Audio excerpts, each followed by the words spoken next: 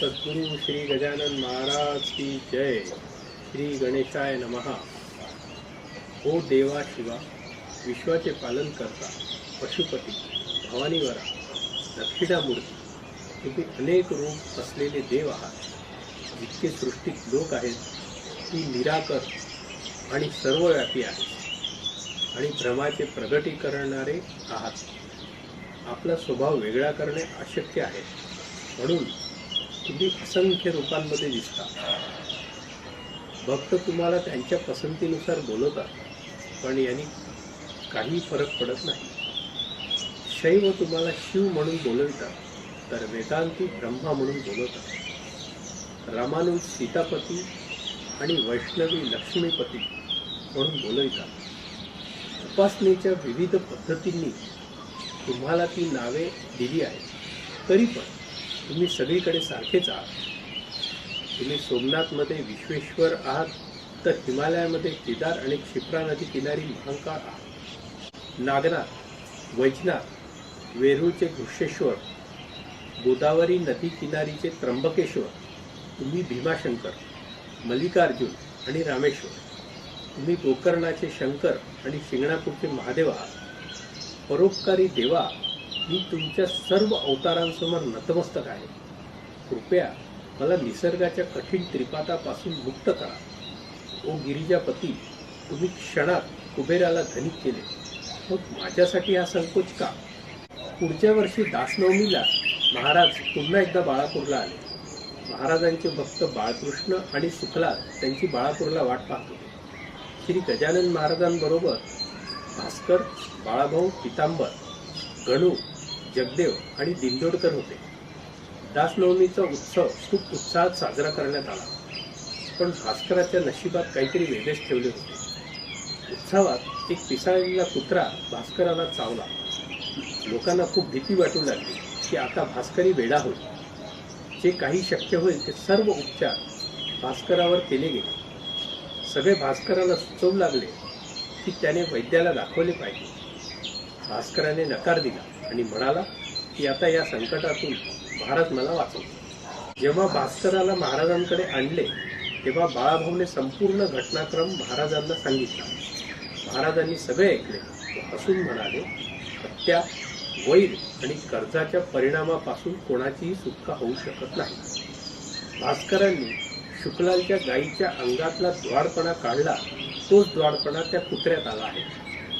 त्याने मला दृष्टपणा दूर करण्याची विनंती केली, जेणेकरून त्याला स्वतःसाठी दूध मिळेल। तू दुधाचा आनंद घेतला, आता तुम्हाला कुत्रा चावल्याबद्दल वाईट वाटतं आहे। मी तुम्हाला वाचवावे असं तुम्हाला वाटतं का? चल बोल, आता मोकळेपणाने सांग।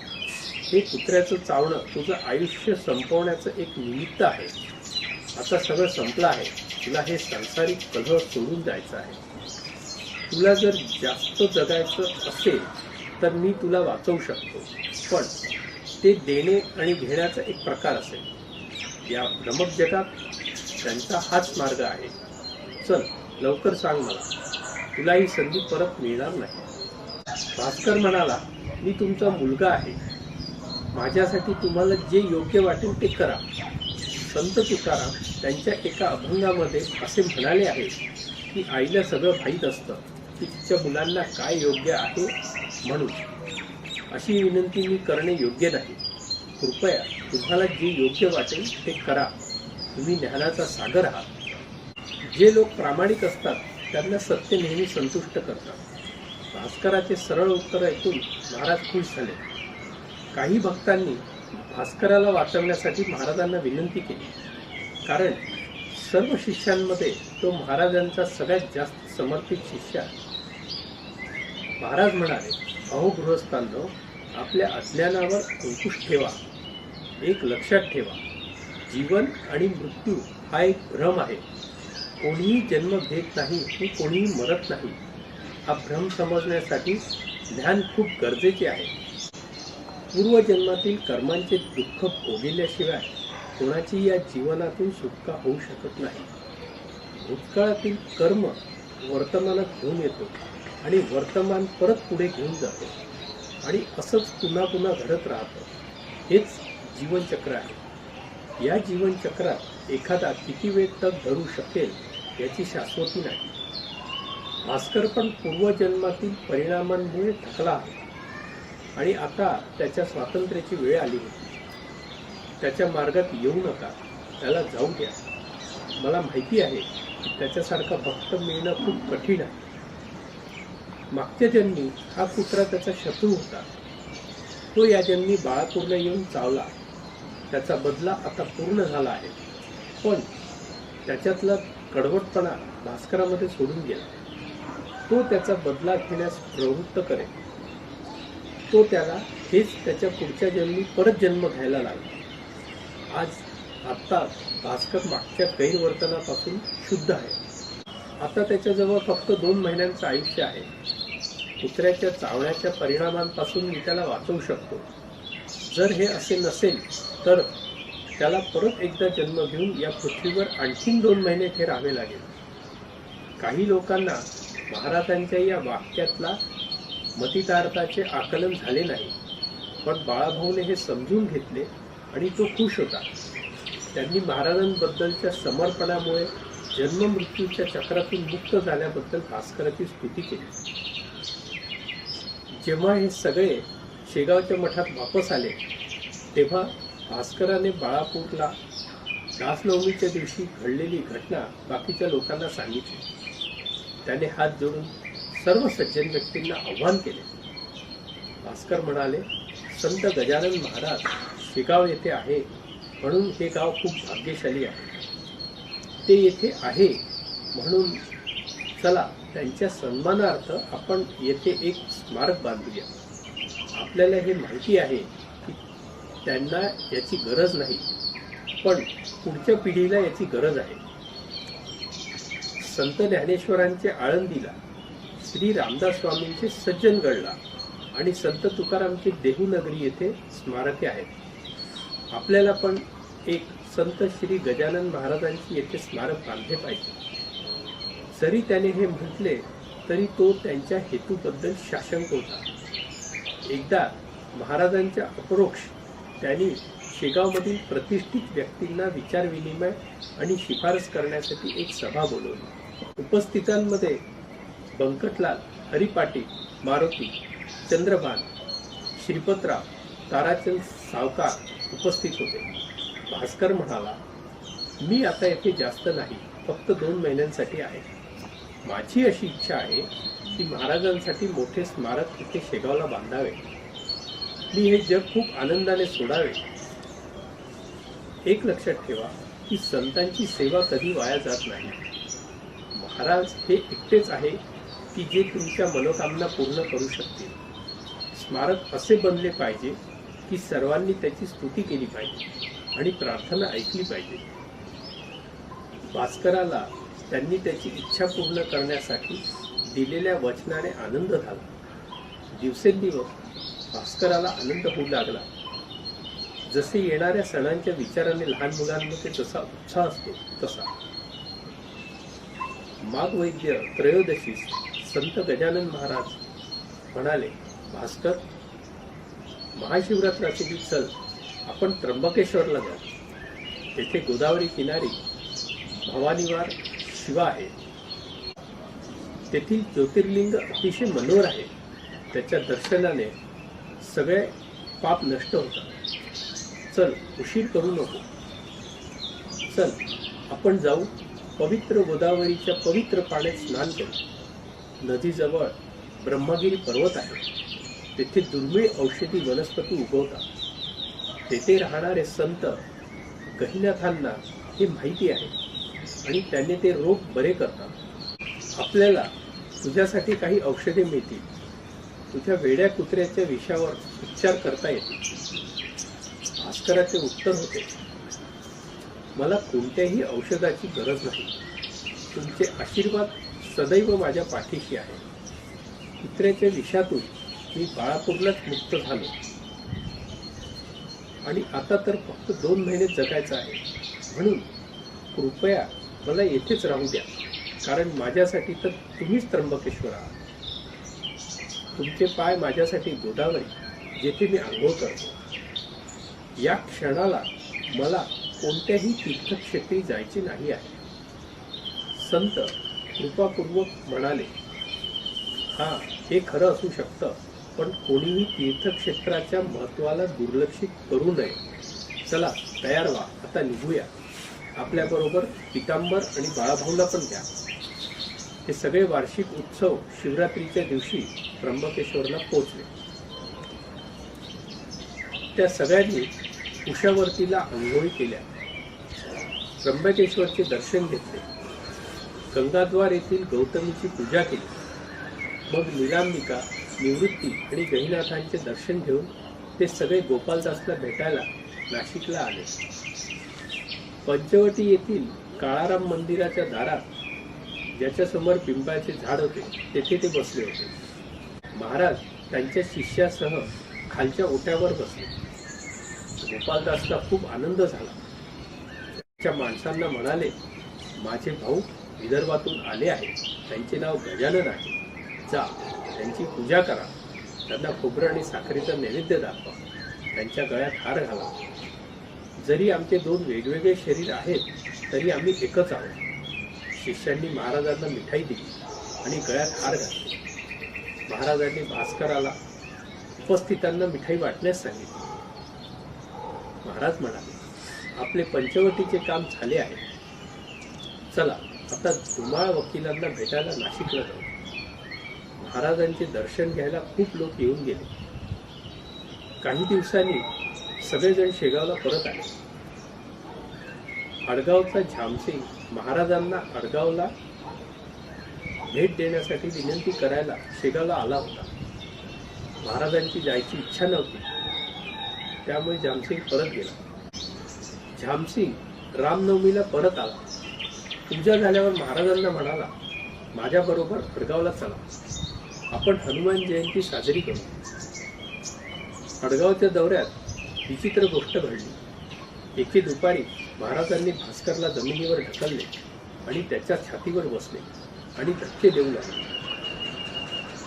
लोक खूप अस्वस्थ झाले, पण कोणामध्ये काही बोलायची हिंमत नव्हती. जोपर्यंत बाळाभाऊने विनंती करून मध्यस्थी केली नाही तोपर्यंत अतिशय नम्रतेने आणि हळू आवाजात बाळाभाऊ महाराजांना म्हणाले, कृपया त्यांना जाऊ द्या,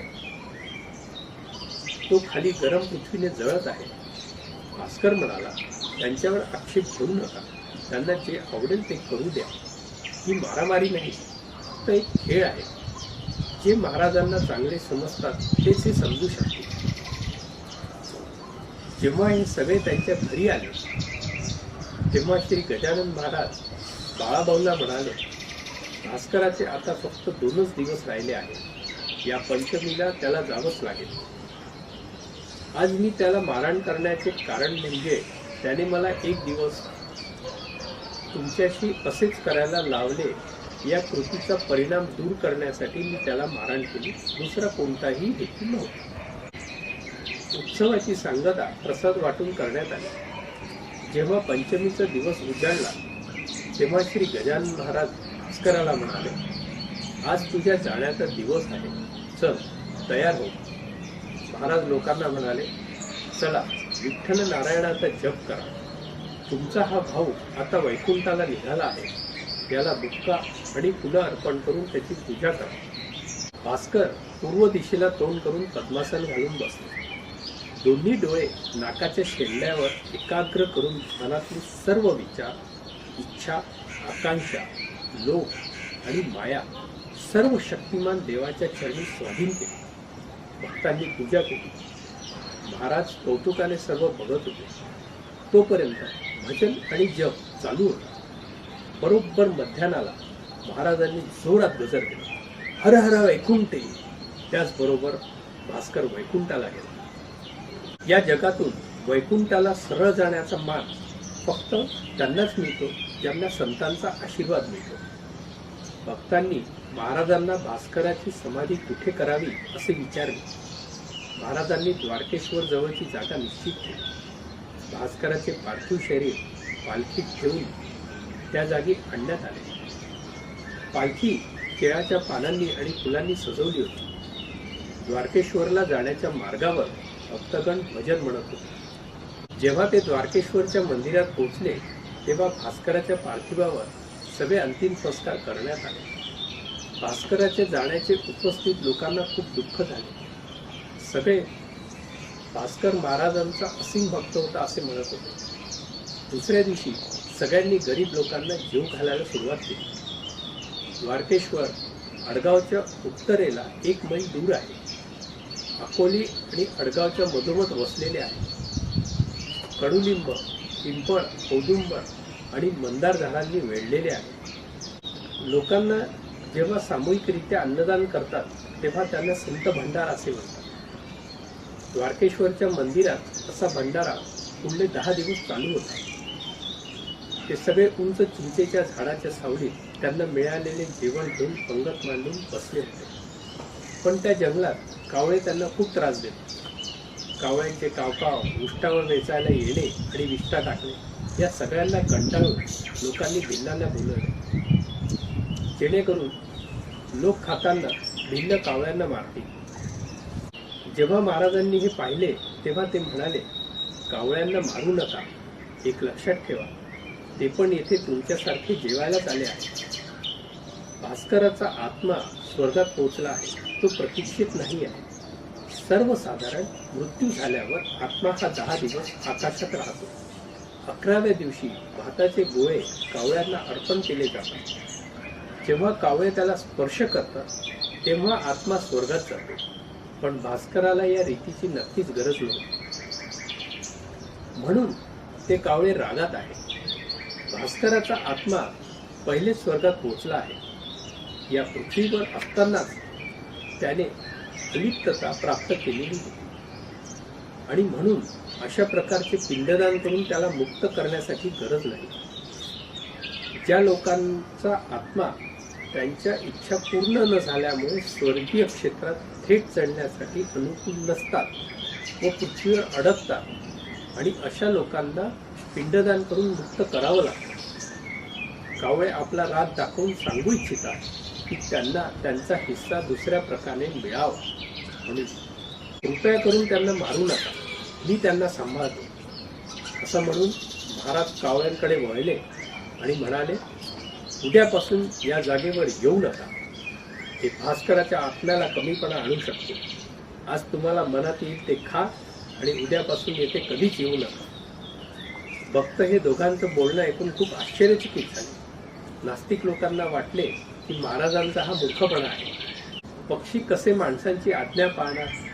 त्या संध्याकाळी हाच प्रश्न लोक एकमेकास विचारू लागले. महाराजांनी कावळ्यांना जे म्हणाले त्याचा काय परिणाम होतो हे बघण्यासाठी दुसऱ्या दिवशी सगळे नास्तिक लोक मुद्दाम त्या स्थळी गेले. त्या स्थळी एकही कावळा नव्हता. सर्व संचितांसाठी हे एक खूप मोठे आश्चर्य होते. ते तिथल्या तिथेच त्या क्षणाला महाराजांना शरण गेले. पुढील 12 वर्ष त्या स्थळी कधीही कावळा आला नाही. 14 दिवसांनी उर्वरित शिष्यांसह महाराज शेगावला परत आले. त्यावेळेस दुष्काळ पडला होता. सगळीकडे विहीर खोदण्याचे काम सुरू होते. एके ठिकाणी 10 फुटापर्यंत विहीर व्यवस्थित खोदल्यावर मोठा काळा दगड लागला आणि सर्व काम थांबून गेले. मग दगडात स्फोटके भरण्यासाठी 4 छिद्र केले गेले. दोऱ्या बांधून खाली सोडण्यात आल्या. त्या छिद्रात दारुगोळा भरण्यात आला. दोरीच्या शेवटी बरोबर ठेवण्यात आला, जेणेकरून जळत्या नळ्या खाली सोडता आल्या पाहिजे आणि भरलेल्या स्फोटकांना आग लावता आली. पण त्या नळ्या मध्येच दोरीच्या गाठीमध्ये अडकल्या आणि पुढे ते खाली घसरलेच नाही. पाणी त्या दारुगोळ्यामध्ये शिरणार होते. असं झालं तर खाली स्फोट होणारच नाही. कोणीतरी खाली जाऊन ते अडकलेल्या नळ्या खाली दाबायला पाहिजे होते, जेणेकरून ही तांत्रिक अडचण दूर करता येईल. पण असा धोका कोणीच घ्यायला तयार नव्हतं. ठेकेदाराने गणू जवाराला पटकन खाली जायला सांगितले. त्याच्या गरिबीने त्याला अधिकाऱ्यांचा आदेश पाळायला बाध्य केले. तो देवासमोर दिला जाणारा बळी होता. गणूचा गजानन महाराजांवर खूप विश्वास होता. मनामध्ये महाराजांचा धावा करत गणू खाली उतरला. त्याने खाली जाऊन ती अडकलेली नळी काढली आणि खाली जाऊन दारू गोळ्याला लागली. दुसरी ओढायच्या आधी पहिला स्फोट झाला आणि गणू विहिरीत अडकला. या नरकातून वाचण्यासाठी त्याने महाराजांची प्रार्थना केली. ती विहीर धुराने पूर्ण भरून गेली. गणू एका दगडाखाली अडकला आणि त्याच्या मागे लपण्यासाठी एक कपार होती. उरलेले 3 स्फोटके एकामागून एक उडाले आणि सगळीकडे दगडांचा सडा पडला. लोकांना वाटले आता तर गणूचे तुकडे तुकडे झाले असतील. ठेकेदार म्हणाला, त्या ढिगाखाली त्याचा मृतदेह शोधून काढा. गणूने हे ऐकले आणि खालून ओरडला, मालक, गणू मेला नाही, तो जिवंत आहे आणि ठीक आहे. महाराजांच्या कृपेने कपारीत सुरक्षित आहे. एका मोठ्या दगडाने त्याला सुरक्षित केले. गणूचा आवाज ऐकून लोकांना खूप आनंद झाला. त्यांनी लगेच खाली जाऊन सर्व अडथळे दूर केले. गणू वरती आला आणि महाराजांनी केलेल्या कृपाबद्दल त्यांना वाकून नमस्कार केला. महाराज हसले आणि म्हणाले, तो मोठा दगड मध्ये आला ज्यामुळे तू वाचलास. पुन्हा असे प्रताप करू नको. चळत्या वातीला कधी हात लावू नये. देवाच्या कृपेने तू आता येथे उभा आहेस. जेव्हा लोक गणूला बघायला आले तेव्हा गणू म्हणाला, ओ महाराज, जेव्हा स्फोटके फुटली तेव्हा तुम्हीच माझा हात पकडून कपारीत सुरक्षित ठेवले आणि मृत्यूच्या दाढेतून वाचवले. मी आता येथे फक्त आणि फक्त तुमच्याच कृपेने आहे.